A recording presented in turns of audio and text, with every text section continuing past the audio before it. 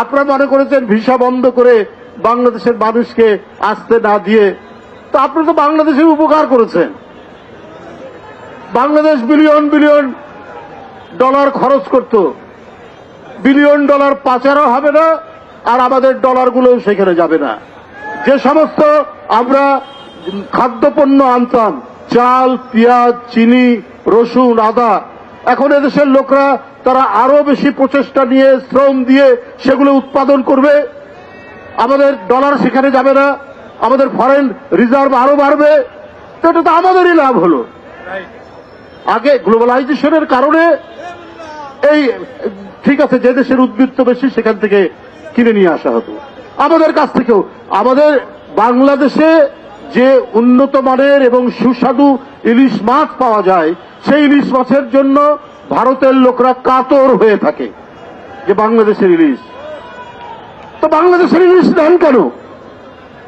বাংলাদেশের ইলিশের জন্য আপনাদের প্রাণ একেবারে ফেটে যায়।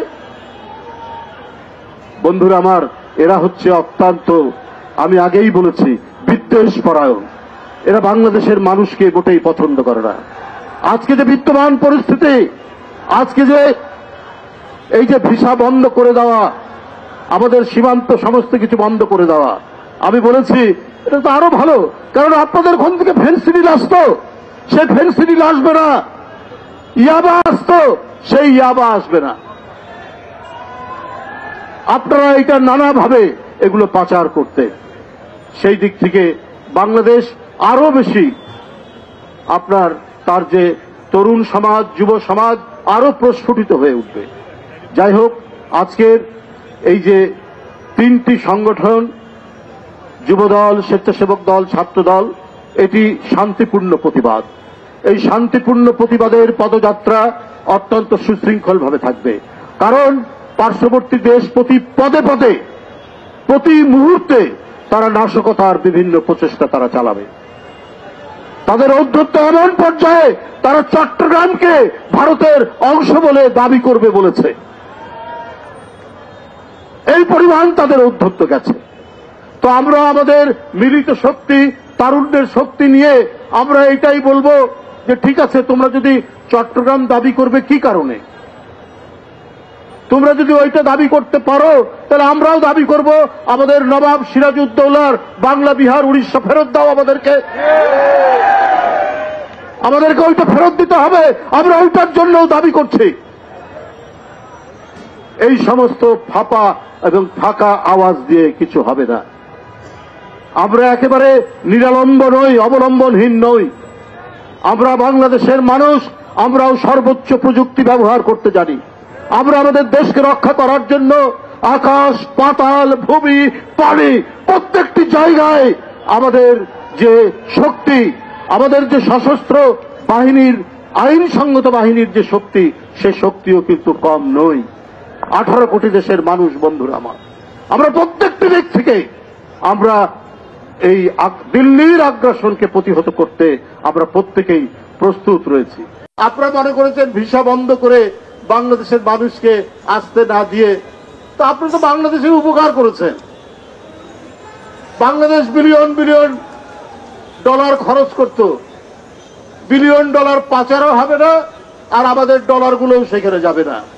যে সমস্ত আমরা খাদ্যপণ্য আনতাম, চাল, পেঁয়াজ, চিনি, রসুন, আদা, এখন এদেশের লোকরা তারা আরো বেশি প্রচেষ্টা নিয়ে শ্রম দিয়ে সেগুলো উৎপাদন করবে। আমাদের ডলার সেখানে যাবে না, আমাদের ফরেন রিজার্ভ আরো বাড়বে। তো এটা তো আমাদেরই লাভ হলো। আগে গ্লোবালাইজেশনের কারণে এই ঠিক আছে, যে দেশের উদ্বৃত্ত বেশি সেখান থেকে কিনে নিয়ে আসা হতো আমাদের কাছ থেকেও। আমাদের বাংলাদেশে যে উন্নত মানের এবং সুস্বাদু ইলিশ মাছ পাওয়া যায়, সেই ইলিশ মাছের জন্য ভারতের লোকরা কাতর হয়ে থাকে যে বাংলাদেশের ইলিশ। তো বাংলাদেশের ইলিশ নেন কেন? বাংলাদেশের ইলিশের জন্য আপনাদের প্রাণ একেবারে ফেটে যায়। বন্ধুরা আমার, এরা হচ্ছে অত্যন্ত, আমি আগেই বলেছি, বিদ্বেষ পরায়ণ। এরা বাংলাদেশের মানুষকে মোটেই পছন্দ করে না।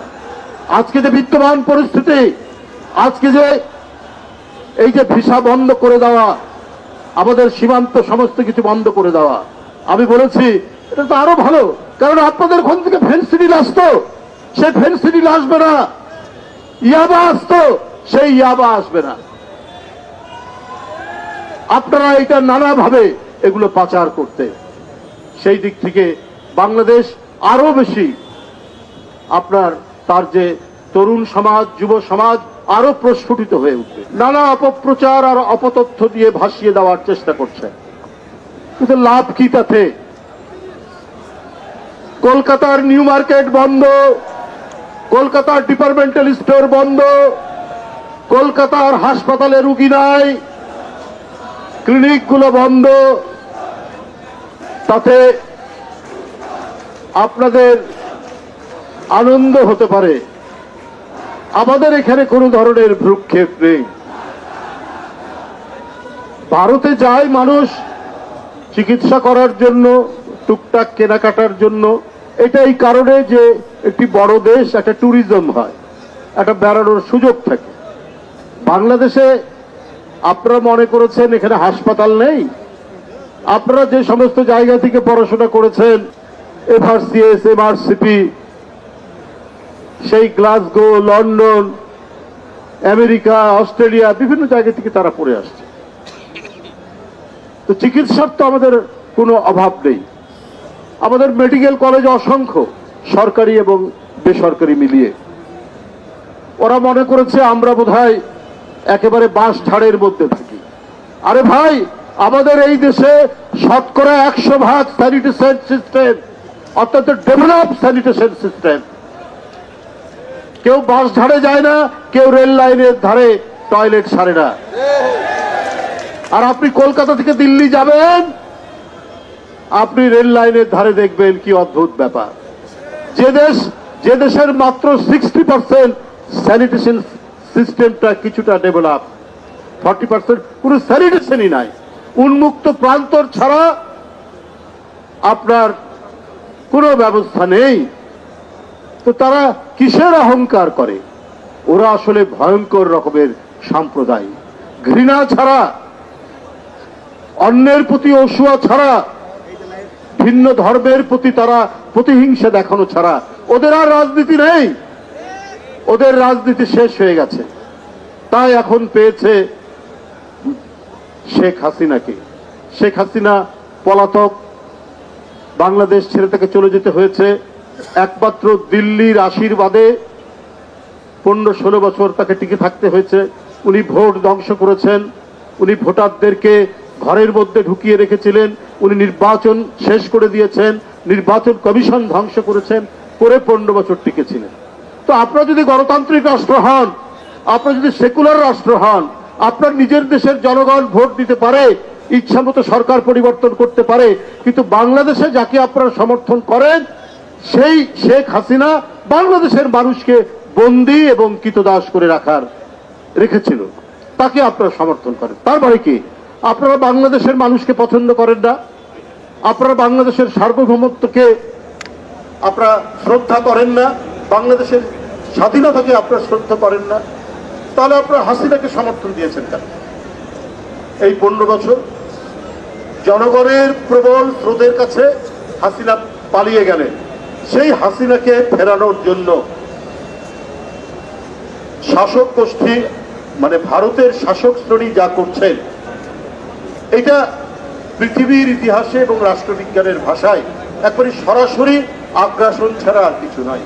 ওরা এত মন খারাপ কেন শেখ হাসিনার জন্য? কারণ ভুটান তাদের সাথে নেই, নেপাল নেই, পাকিস্তান নেই, শ্রীলঙ্কা নেই, ছোট্ট একটি দ্বীপ রাষ্ট্র মালদ্বীপ তাদের সাথে নেই।